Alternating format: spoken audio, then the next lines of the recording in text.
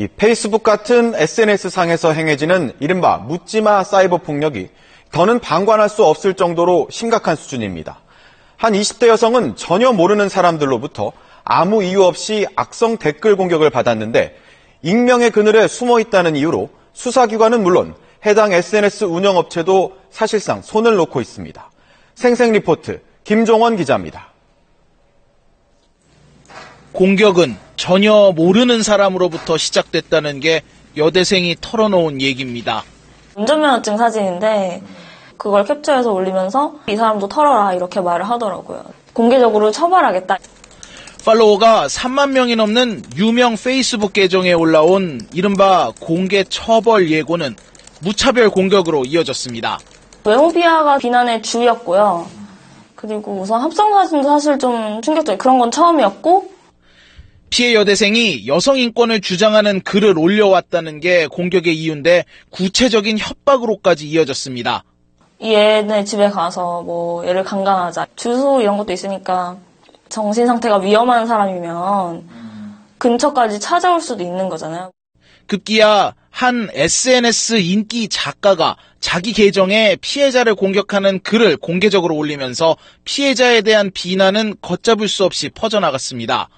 참다 못해 페이스북 측에 범죄에 가까운 게시물들을 삭제해달라고 요청했지만 소용없었습니다. 이걸 삭제할 사유가 없다라는 답변이 돌아오거든요. 근데 그걸 봤을 때 꼼꼼히 검토를 하는 것 같지도 않고 기계적으로 돌아오는 것 같아요.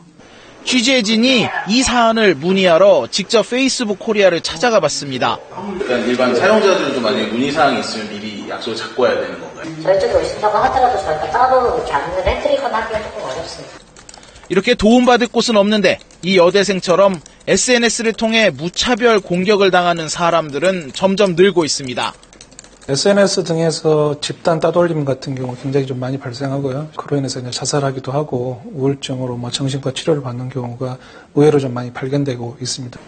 문제는 페이스북처럼 본사가 외국에 있는 SNS는 가짜 계정을 만들기가 쉬워서 악성 댓글을 단 사람을 찾아내 처벌하기가 사실상 불가능하다는 겁니다.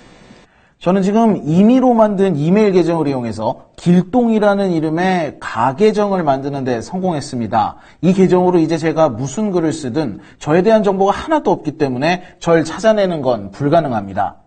외국 포털 같은 경우는 실제로 사업자하고 연락이 잘 안 되기 때문에 경찰이 노력을 해도 인적사항을 수집할 수가 없고 따라서 이제 수사 진행 자체가 안 되는 경우가 대부분입니다.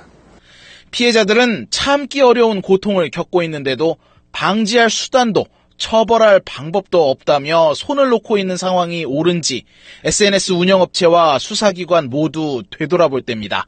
SBS 김종원입니다.